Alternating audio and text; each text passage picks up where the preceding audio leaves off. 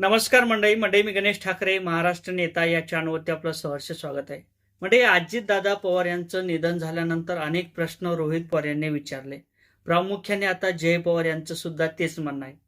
जय पवार सुद्धा म्हणतात की माझ्या वडिलांचा अपघात नसून तो घातपात आहे, अशी देखील मला सुद्धा शंका आहे आणि त्यावरती चौकशी झाली पाहिजे, VSR कंपनीवरती कारवाई झाली पाहिजे, असं सुद्धा जय पवार यांचं म्हणणं आहे.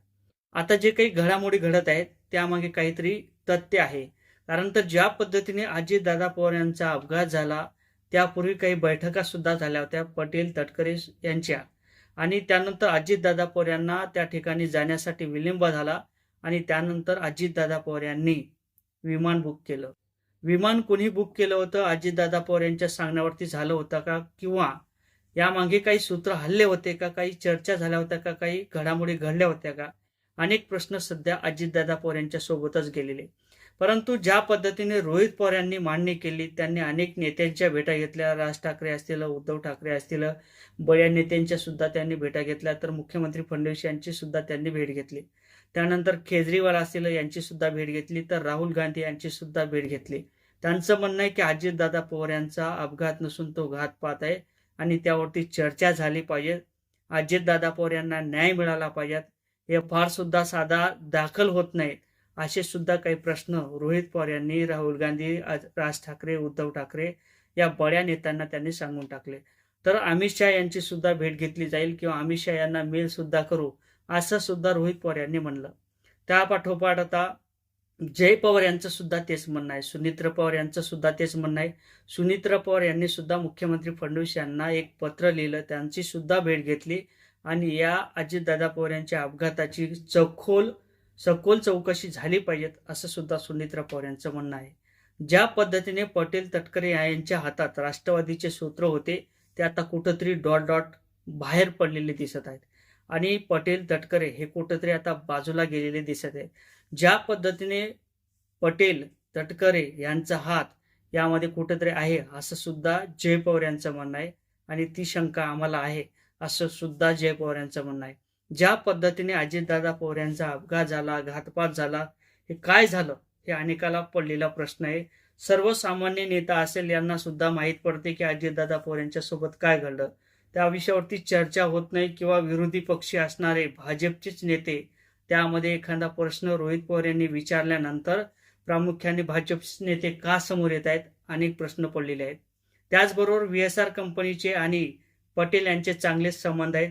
VSR कंपनीचे मालक त्यांच्या मुलाच्या लग्नात पटेल हे गेले होते. मग तुम्ही म्हणाल की लग्नात तर कोणी जाते, कोणी जाते, कोणताही नेता कोणाच्या घरात लग्न असेल, सुखाचं दुःखाचं जर काही सावट असेल तर त्या ठिकाणी आवर्जून उपस्थित असतो. परंतु यामागे पटेल आणि VSR कंपनीचे अनेक दिवसापासून संबंध आहेत. त्यामध्ये सखोल चौकशी होणार नाही, असं सुद्धा जय पवार यांचं म्हणणं आहे, रोहित पवार यांचं म्हणणं आहे. नेमकं काय घडत आहे? अजितदादा पवार यांचा अपघात होता की घातपात होता? आणि रोहित पवार यांनी ज्या पद्धतीने मांडणी केली त्याच पाठोपाठ आता जय पवार सुद्धा का मांडणी करत आहेत?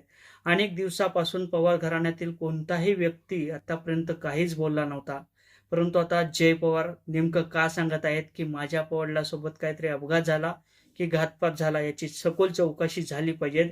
ज्या पद्धतीने जय पवार यांनी काही व्हिडिओ VSR कंपनीच्या मालकाचे त्या ठिकाणी विमानात बसलेला असताना तो झोपला होता, ते व्हिडिओ का शेअर केले, किती दिवसापासून तो व्हिडिओ होता, त्यानंतर अनेक प्रश्न निर्माण झालेले आहेत.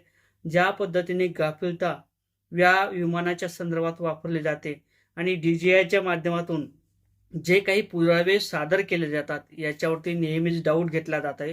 कारण तर एखाद्या वेळेस VSR कंपनी सुद्धा म्हणते की अजितदादा पवार यांचा विमानाचा जो काही अपघात झाला त्यामध्ये ब्लॅक बॉक्स होता, तो पूर्णपणे जळाला. तर कधी म्हणलं जाते की CCTV फुटेज सापडत नाहीत किंवा ते आम्ही सादर करू शकत नाहीत. या कारणाने जे काही अजितदादा पवार यांच्या अपघाताची घडी असेल, त्याची घंटा असेल, हे अनेकदा वाजताना आपल्याला दिसत आहे. अजितदादा पवार यांचा अपघात नसून घातपात आहे, असं सुद्धा जय पवार यांचं म्हणणं आहे. आणि त्याच पाठोपाठ आतापर्यंत कधीही पवार घराणं या विषयावरती बोललं नव्हतं. ते देखील तेच म्हणत आहे, अजितदादा पवार यांच्यासोबत काय घडलं त्याची सखोल चौकशी झाली पाहिजे, असं सुद्धा सुनीत्रा पवार यांचं म्हणणं आहे. नेमकं काय चाललं आणि अजितदादा पवार यांच्यासोबत काय घडलं हे तुम्हीच ठरवा. कमेंट करायला विसरू नका. जय शिवराय.